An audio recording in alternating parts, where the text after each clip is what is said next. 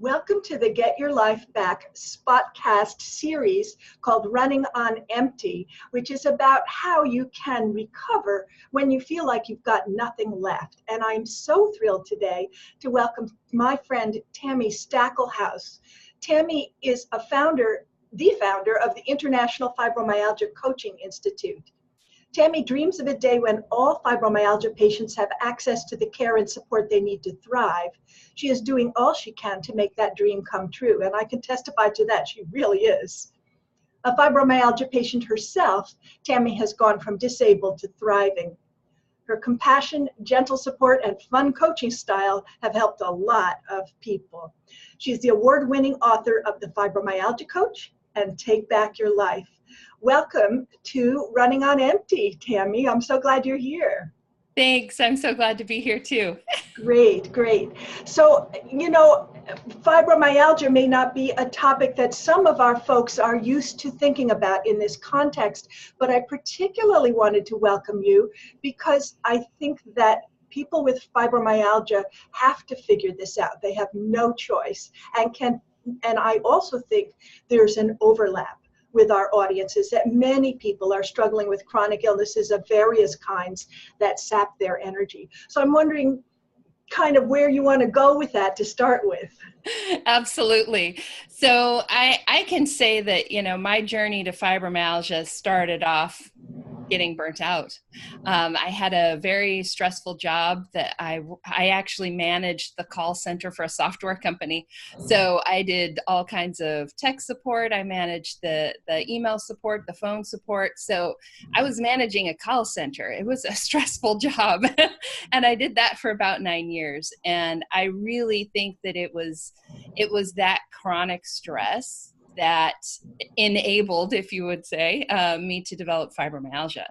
And so I know a lot of people listening to this, maybe fibromyalgia is their thing, maybe it's not. But obviously, running on empty, getting burnt out, like that's a theme in our whole world right now. And my hope is that maybe I can share some tips and, maybe people can catch things a little bit earlier and maybe not end up where I did. That is my hope as well. It's certainly a very common story that when people enter burnout, whatever their Achilles heel in their health is, just gives. In my case, it was autoimmune challenges of a different nature that put me in the hospital, and it was kind of the brick that hit me on the side of the head that things had to change because I was very stubborn and I guess I needed a brick. So right. Let's dig right into it. What have you learned? What can you offer for people who are feeling like they're at the end of their rope, that they're running on empty and they need to recover so they can do the things that they want to do in this world? Absolutely. So one of the gifts that I believe that fibromyalgia has given me is making me really aware of the choices that I make. So whether I choose to do something or don't choose to do something, or where I choose to spend my energy, what I focus on, who I spend my time with, like that all matters because I have less energy to go around, right? So when I was at my worst, I discovered that I really could only leave the house once a week. And when you can only leave the house once a week, you get really particular about what that one thing is going to be, right? Like you don't just randomly use your one get out of jail free card on something that doesn't count, right? So I became really, really aware of what it was that I wanted. And I think that that's one thing that a lot of us aren't always as intentional about. And I think it can make a big difference for all of us in how we feel, is being way more intentional about what we choose to spend our time and energy on. And are they the things that are going to bring more joy and more life to our life? Or are they just, spending with no return? That's really great, and I especially appreciate it coming from you, Tami, because I've known you long enough to have seen you go from someone who is really struggling to someone who is very busy as a speaker and as a coach and as a leader of coaches, and who is managing all of that while needing to be extremely conscious of your energy. So I think your story is inspirational to all of us. Thank you. Yes, when we first met, I think I'd only been diagnosed maybe a year. Right. And the shifts that you have made have been really incredible to watch. So thank you for everything you do, that's for sure. So what else do you have to offer? So first we've got figure out what you really want and what's really important to you, so you're spending your energy in directions that really count for you personally. Where Absolutely. else do you need to go with this?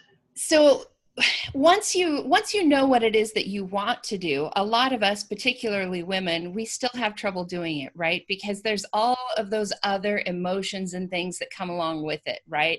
Like saying no means maybe letting somebody down, or maybe not being the kind of mother or wife you want to be, you know, if you can't do all the things, right? And so I think one of the things that was really, really helpful for me early on was making the mental shift between I can't do this because of my illness, and I choose not to do this so that I can get better. And it's the way that it looks, the way it plays out is identical, right? Like I may choose not to go to that party, but making that choice because I'm choosing something better, right? I'm not going to the party because I know I'll feel bad and I want to feel better. And so I'm going to choose to stay home and rest. Choosing something better feels better, right? It feels better than, oh, I can't do yet another thing. And I think for most of us with chronic illness and, other conditions like that, we feel like it's an unrelenting taking away, right? Like we can't do the activities we used to do. We maybe can't eat the same foods we used to eat. We maybe can't, hang around the same people, maybe can't do the same job. Like there's a lot of taking away. And so I think that mental shift of I'm doing this because I'm choosing something better is a huge part of that. In my most recent book, I have a chapter titled Healing is a Full-Time Job. And it's that idea of we are always focused on our healing. We're always focused on what is going to help me feel better rather than just avoiding what's going to make me feel bad. That ties into a related topic for me that I think is very important to both our audiences, which I think is that many, many people, and I'm going to take a tiny bit of issue with you here because I think, at least in our audience, that there are men that suffer from this too, that they're so service-oriented, so much, they have such big hearts, they want to make a difference, and as a result, they confuse service with self-sacrifice. Yeah. And then that whole question of I can't do this gets tied up in another set of sort of values which don't serve you. So. Right, exactly. And I think the thing that we have to realize is that you can't serve from an empty cup, as they say, right? Like you can't pour into somebody else if your pitcher is empty. You have to take care of yourself first, because if you don't take care of yourself, you can't take care of anybody else, right? It's always hard to see in our own lives, but we tend to recognize it in other people's lives, right? That they're, working themselves to the bone, and pretty soon they're going to burn themselves out and really have nothing left. And then somebody's going to have to take care of them. But the sooner we can recognize that in our own lives, the better off everybody's going to be. Beautiful. And that brings me to still another area that I think you might have a lot to say on, which is the difficulty of accepting help. We're so used to giving help. And I think that accepting help, we think of self-care as getting enough sleep and eating the right foods and getting the exercise that's appropriate for us when it's appropriate to get it. Those things, those physical care things, which are crucial. And the piece about community, about connecting with other people and getting the help that we need and accepting it gracefully. That's a big one. It So is. It very much is. And I actually learned that lesson early in my life. When I was a kid, we had a house fire and took out my parents' bedroom. We had about 2 feet of smoke damage throughout the house.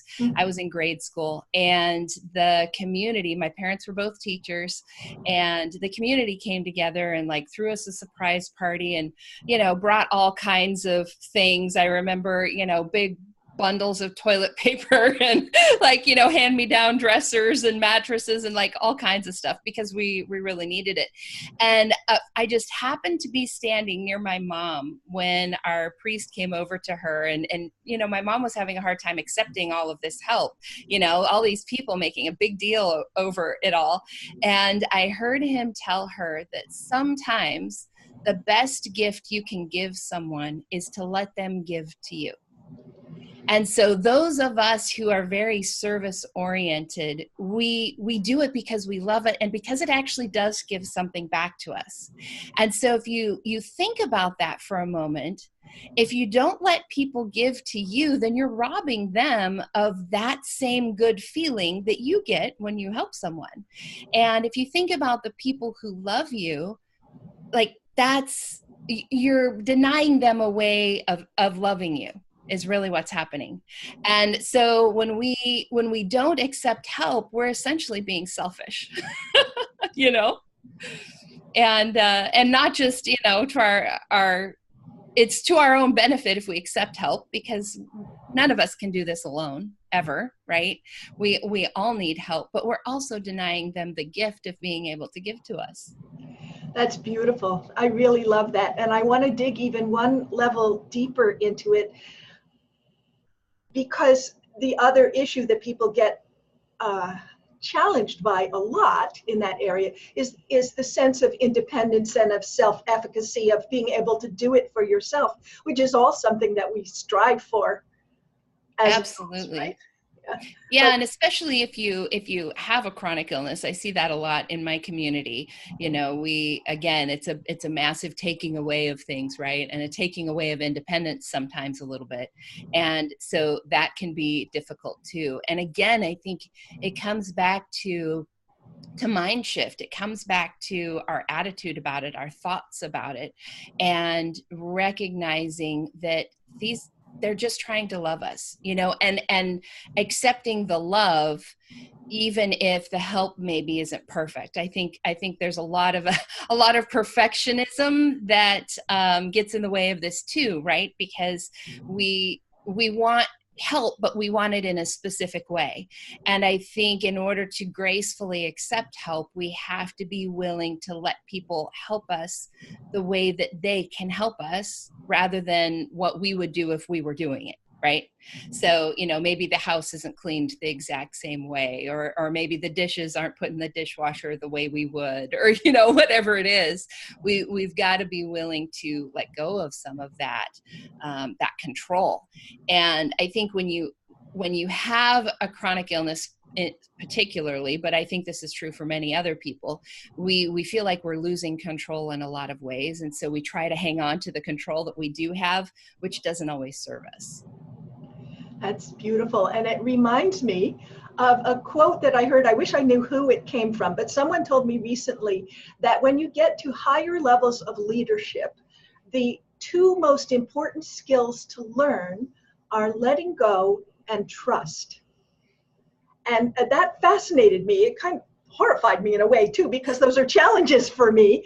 And I think it's absolutely true that when we let people do things their way in as much as we can and trust that it's a good way, things move forward better.